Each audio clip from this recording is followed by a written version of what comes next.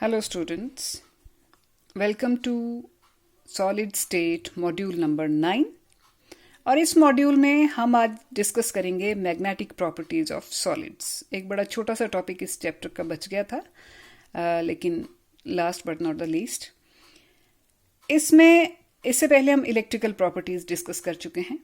किसी भी सब्सटेंस की मैग्नेटिक प्रॉपर्टीज का बेस होता है ये चीज कि everything on this earth, every atom on this earth consist of electrons. ये हम सब जानते हैं कि इलेक्ट्रॉन्स होते हैं, और इलेक्ट्रॉन के बारे में आपको ये भी मालूम है कि इलेक्ट्रॉन एक तो अगर ये इलेक्ट्रॉन का एक्सिस है तो इस एक्सिस के इर्द गिर्द स्पिन करता है। तो जब स्पिनिंग करेगा तो उससे भी magnetic moment, magnetic field generate होगी। क्यों? क्योंकि इलेक्ट्रॉन एक चार्ज्ड बॉडी है, इस पे नेगेटिव चार्ज होता है, और जब भी कोई चार्ज बॉडी मोशन में आती है, ऐसे स्पिन करेगी तो मैग्नेटिक मोमेंट जनरेट करेगी। इसके सिवाय इलेक्ट्रॉन सर्कुलर पाथ में भी न्यूक्लियस के इर्द गिर्द घूमता है, तो ये एक तरह से लूप बन गई, और इसमें जब एक गोल पाथ में इलेक्ट्रॉन घूमेगा then it will definitely generate some magnetic moment. और एक इलेक्ट्रॉन की मैग्नेटिक मोमेंट, जिसको आप म्यू भी कह देते हैं, इसकी वैल्यू होती है 9.27 into 10⁻⁻⁴ ampere metre square. So on the basis of different combinations of electrons in different atoms, they can be paramagnetic, they can be diamagnetic, they can be ferro or something like that. कहने का मतलब कि एक substance में बहुत से electrons होंगे atoms में, और उन एटम्स की आपस में मैग्नेटिक मोमेंट कैंसिल हुई, ऐड हुई, या ऐड होके उनकी डोमेन्स की क्या पोजीशन रही, इस चीज पे डिपेंड करता है कि वो सब्सटेंस फाइनली पैरामैग्नेटिक होगा, डायमैग्नेटिक होगा, या किसी और तरह का होगा। So let us study this kind of classification. सबसे पहली है पैरामैग्नेटिक। पैरामैग्नेटिक सब्सटेंसेस की क्या खासियत है? इनके पास एक या एक से ज्यादा 2-3 अनपेयर्ड इलेक्ट्रॉन्स होते हैं, और जब आप एक्सटर्नल मैग्नेटिक फील्ड ऐसे सब्सटेंस के पास लगाते हैं तो जो इस सब्सटेंस के इलेक्ट्रॉन्स की मैग्नेटिक फील्ड होती है वो एक्सटर्नल मैग्नेटिक फील्ड की डायरेक्शन में अपने आप को ओरिएंट कर लेती है। इसलिए मैग्नेट जो है इसको अट्रैक्ट करता है। लेकिन इसकी एक दिक्कत है कि जब तक मैग्नेट की प्रेजेंस में है ये मैग्नेट इसको अट्रैक्ट करेगा, but once you remove the magnet और once you remove the external magnetic field, इसका अपना मैग्नेटिज्म नहीं रहता। सो वो होते हैं paramagnetic. So we can conclude it, the paramagnetic substances are those which have one or more unpaired electrons. Unpaired electrons इसमें major चीज है पैरामैग्नेटिक में, and they are weakly attracted by magnet, but they cannot be permanently magnetized. In absence of external magnetic field, they lose their magnetism. Examples इसके हो सकते हैं जैसे copper 2 positive, इसमें एक अनपेयर्ड इलेक्ट्रॉन होता है।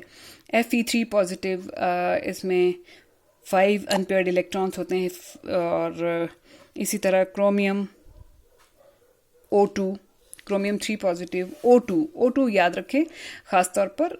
ये एक डिफरेंट सा एग्जाम्पल है, लेकिन अगर आपको मॉलिक्यूलर ऑर्बिटल डायग्राम याद हो O2 की, तो उसमें लास्ट में 2 अनपेयर्ड इलेक्ट्रॉन्स होते हैं, इसलिए O2 is also paramagnetic.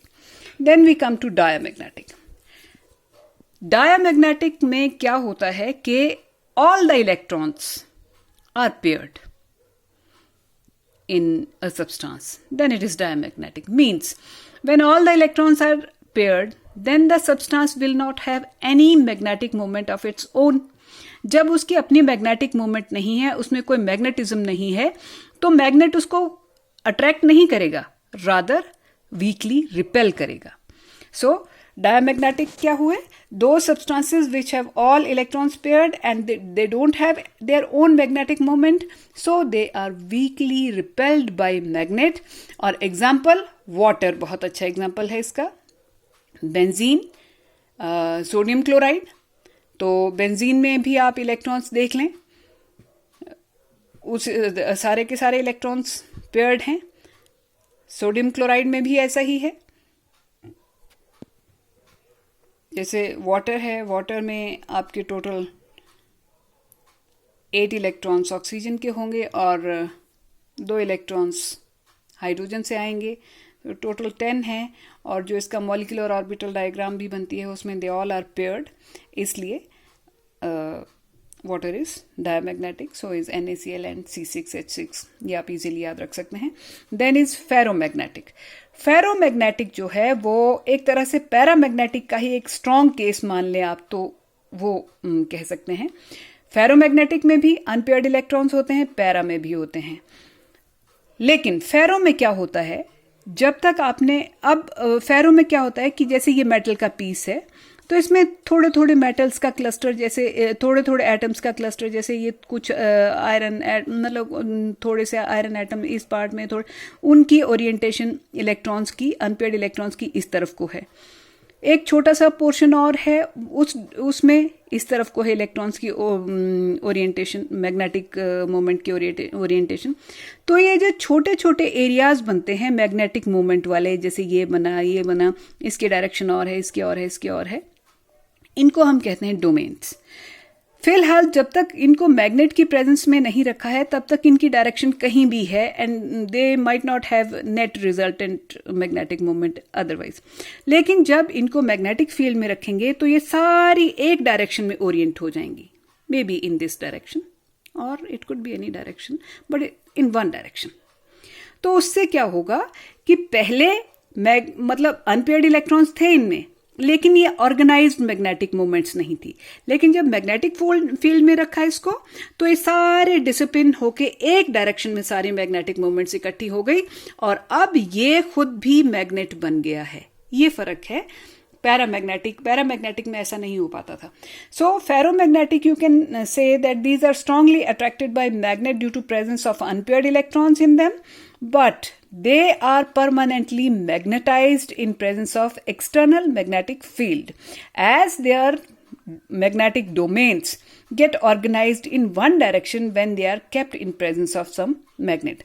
Figure बनाने के लिए एग्जामिनेशन पॉइंट ऑफ व्यू से आप ये वाली फिगर्स समझने के लिए ज़रूरी है। एग्जामिनेशन में इतना वक्त ना हो, एग्जामिनेशन के पॉइंट ऑफ व्यू से ये वाली फिगर जो है, it is quite essential.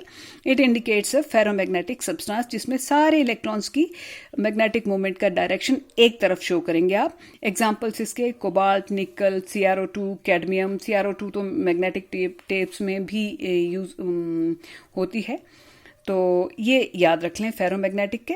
Then is anti ferromagnetic. Anti ferromagnetic में और फेरोमैग्नेटिक में क्या फर्क है? फेरोमैग्नेटिक में ये सारे मैग्नेटिक मोमेंट्स एक डायरेक्शन में ओरिएंट हो जाएंगे। एंटी में क्या करेंगे? अगर एक मैग्नेटिक मोमेंट ऊपर को, दूसरा नीचे, ऊपर नीचे, ऊपर नीचे, ऊपर नीचे, यानी कि टोटल 3 मैग्नेटिक मोमेंट्स ऊपर को और 3 नीचे को हैं। अनपेयर्ड इलेक्ट्रॉन्स इनके पास भी, लेकिन उनकी डोमेन्स की एडजस्टमेंट ऐसी होती है कि वो एक दूसरे को कैंसिल करते जाते हैं and they don't have any magnetic moment of their own. So, when the magnetic domains are aligned equal and in opposite directions in a substance, so that the net magnetic moment of the substance is zero, such substance is called as antiferromagnetic, and manganese oxide is an example of it. Then we come to ferrimagnetic.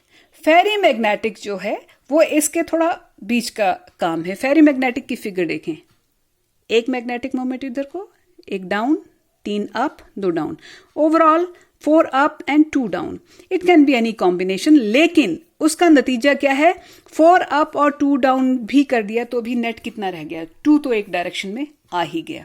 जब ऐसी स्थिति बने कि the magnetic domains are aligned in parallel and anti-parallel directions but in unequal number, बराबर नहीं है, cancel नहीं करते टोटली एक दूसरे को. हाँ, एक दूसरे का प्रभाव कम जरूर कर देते हैं बट जीरो नहीं लाते कभी भी. तो the substance has very low net magnetic moment in spite of so many unpaired electrons, but it is weakly attracted by magnet, क्योंकि नेट मैग्नेटिक मोमेंट इसकी थोड़ी ही सी ही होती है, इसलिए मैग्नेट अट्रैक्ट करेगा लेकिन बहुत वीकली अट्रैक्ट करे। तो ऐसे सब्सटेंस को फेरी मैग्नेटिक कहते हैं। और मतलब कहने का ये है कि when the magnetic domains of a substance when the magnetic domains in a substance are aligned in parallel and anti-parallel directions but in unequal numbers, resulting very low net magnetic moment, and the substance is weakly attracted by magnets, such substance is called ferrimagnetic. ये वाली आप इसकी notation ज़रूर बनाएं। और इसके examples हुए Fe3O4 ferrites, मतलब मैग्नीशियम MgFe2O4 या CuFe2O4 और मैग्नेटाइट यानी कि Fe3O4 are very good examples of it. Interesting बात यह है कि चाहे एंटी फेरो हो, चाहे फेरी मैग्नेटिक हो, चाहे फेरोमैग्नेटिक हो, इन सब को अगर आप हीट करें तो अल्टीमेटली सारे के सारे पैरामैग्नेटिक हो जाते हैं, यानी कि इनका मैग्नेटिज्म कम हो जाता है, इनका डिसिप्लिन कम हो जाता है।